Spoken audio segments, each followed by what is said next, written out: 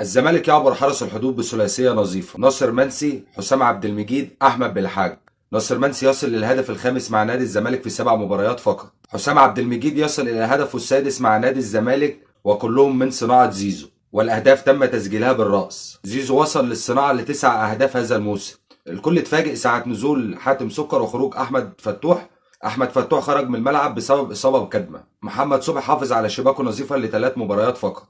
البديل احمد بالحاج يصل الى هدف الرابع هذا الموسم من صناعه البديل ايضا سيف فاروق جعفر. مستوى دونجا اليوم افضل مما سبق، سواء في مراقبه زيكو، افضل لاعبي حرس الحدود، او اللعب للامام، او تقليل ارتكاب الاخطاء في الملعب. بس دونجا محتاج يهدي الحماس عنده شويه بسبب اللقطه بتاعته وحاتم السكر ديت، كان ممكن دونجا يروح فيها. الزمالك يفوز بمباراتين متتاليتين وبشباك نظيفه امام البنك الاهلي وحرس الحدود، وهذا لم يحدث منذ مباراة البنك الأهلي وحرس الحدود في الدور الأول مع نادي الزمالك. من أهم لاعبي اللقاء النهارده حمزة المسلوسي، سواء في الأداء الدفاعي أو الطلوع بالكرة من الخلف إلى الأمام. التحية والتقدير للجهاز المعاون: كابتن مدحت عبد الهادي، كابتن أحمد مجدي، كابتن محمد عبد المنصف، كابتن عبد الواحد السيد. جم في وقت صعب وكانوا عند حسن الظن وقاموا بالمهمة بنجاح. المدرب الجديد هيكون في أمان مع الجهاز المعاون ده. حسام عبد المجيد هو أفضل لاعب في نادي الزمالك في مباراة اليوم، سواء على أداء الدفاع الممتاز او احرازه الهدف الثاني. مباراه موفقه من ابراهيم نضاي، بس محتاج يشتغل بدني كويس عشان الشوط الثاني حسينا البنزين خلص،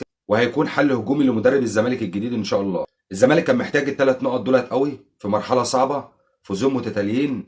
المدرب وصل بالسلامه. رساله بس لجماهير نادي الزمالك: عايزين كلنا نقف ورا المدرب الجديد، عايزين كلنا نبقى ظهر لنادي الزمالك المرحله القادمه ان شاء الله، اللي هو يعدي من الشده اللي هو فيها او من الازمه اللي هو فيها، عشان لو الاخطاء زادت اكتر من كده هنبوظ على نفسنا الموسم القادم ايضا.